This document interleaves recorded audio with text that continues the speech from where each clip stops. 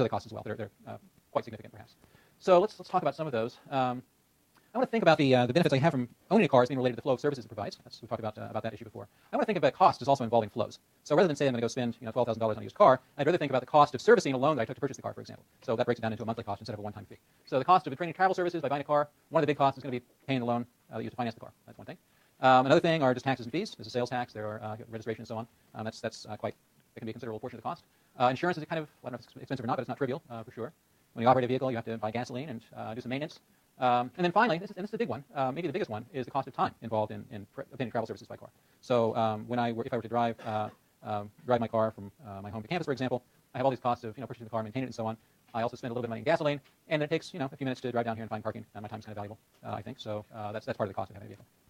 All right, so those are different elements of the cost. Anyone think of any other costs that belong up here? Yeah, Wes. Yeah, actually, So parking really should be up here. If I did buy a car, the cost of a parking permit for a faculty member off campus is $110 a month. So it's not trivial. Yeah. Okay, so nice. So I'm going to return to that, not here. So I'm going to think of these as private costs.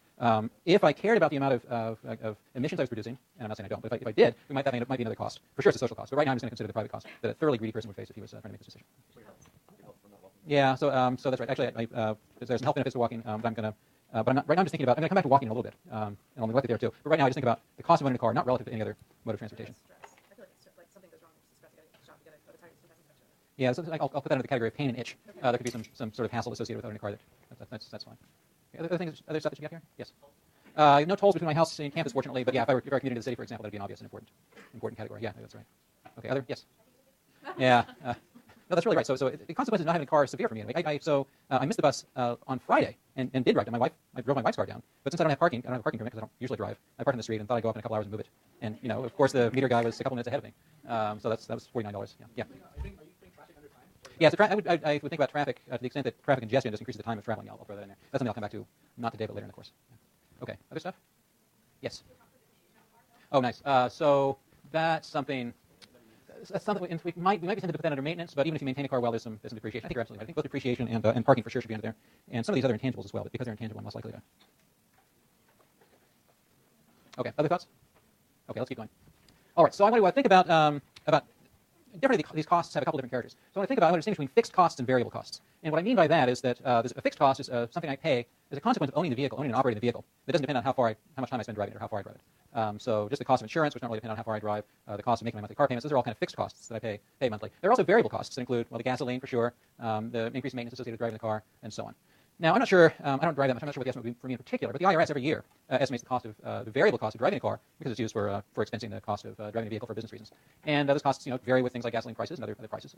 The estimate for 2010, so last tax year, was even 50 cents a mile. I think it was 48.6 cents or something like that the year before, so it's gone up just a little bit. As gasoline prices have increased. Right? So 50 cents per mile, which is a nice round figure. Now notice that that IRS estimate at the time is going to include the variable cost up here, except not the value of my time that I spend driving.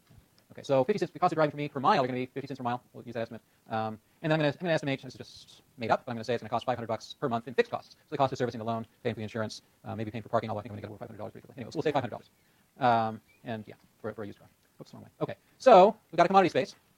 Here are my commodities. Travel services is on the horizontal axis. And here's where I want to invoke Hicks composite commodity theorem and say that the thing on the vertical axis is going to be other goods. So it'll be dollars measured in dollars. So it'll be expenditures on other goods other than travel services. And travel services is going to be the good that's on the horizontal axis. So I've got a commodity space here of travel services and other goods. Okay, now I'm going to use something. I'm going to make this less about me and more about you. Let's think about the budget set that the average student in this class had last month, or over the last month, and think about the budget set there. So the mean monthly expenditures, I said already, for this class that you guys reported was $1,980 per month. So think of that as why. That's why. We're going to figure out what the cost of travel services are. That's going to be equal to the 50 cents the IRS estimates per mile. It's also going to depend on the value of your time you spend driving. So we're going to assume, I'm going to assume here that your time is worth $12 an hour. Anyone care to agree or disagree with that? I'm using that based on sort of prevailing wages for undergraduate services at the university. And students seem to voluntarily perform that work, or at least sometimes, but not to do it all the time. So I'm going to say that $12 an hour represents an approximate value of time per hour. If you're driving around Berkeley, this is maybe a little high. The speed limit, if it's not posted in Berkeley, is defaults to 25 miles per hour. But you're young, so let's say it's 30 miles per hour. So if the value of your time is $12 an hour and you're driving at 30 miles per hour, that means that the time value of driving a mile for you is 40 cents. So the total cost for the average student at E100 earning $12 an hour would be 50 cents for operating the vehicle, variable costs, plus 40 cents for the cost of your time for driving a mile at that rate of speed. Okay. That calculation seem okay so far? Yes. Yeah, we're getting there. So right now we're going to look at the cost, but we need to do a comparison now. So we want to figure out the cost associated with driving a car. There are costs associated with other forms of transportation too. So, but we're not going to net them out after. We'll look at the difference after we compute the total cost of each mode of transportation. That's exactly where we're headed. Okay, other questions? Okay.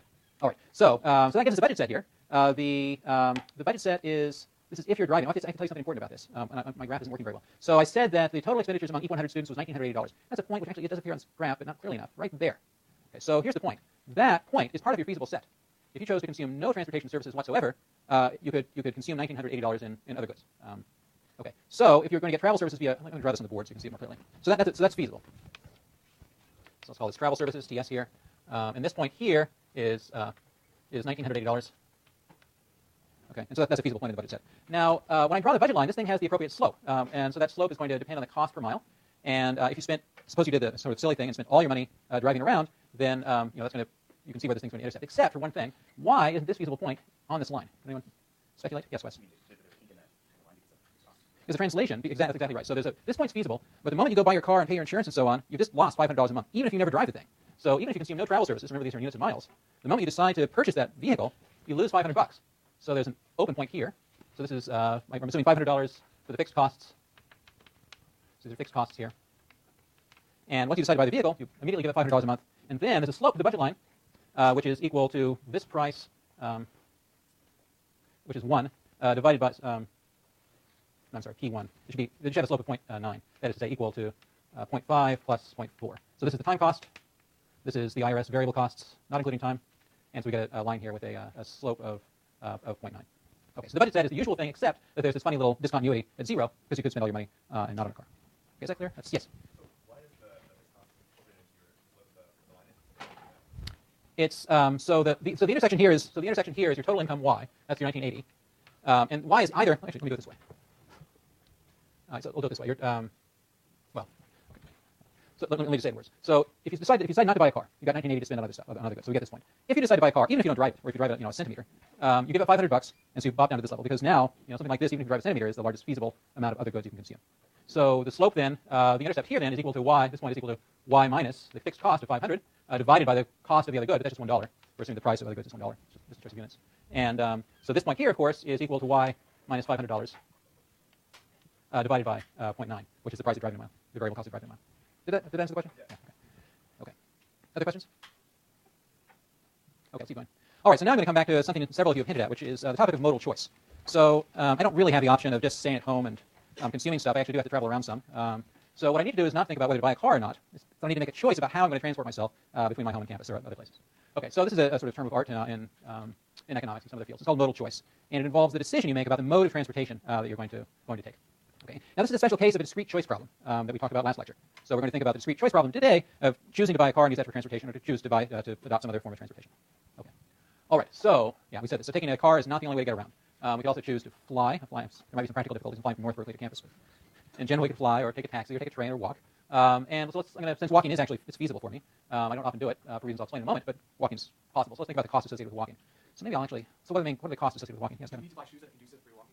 Is it maybe a fixed cost, or maybe it's a variable cost associated with shoe leather? That's right. Yes.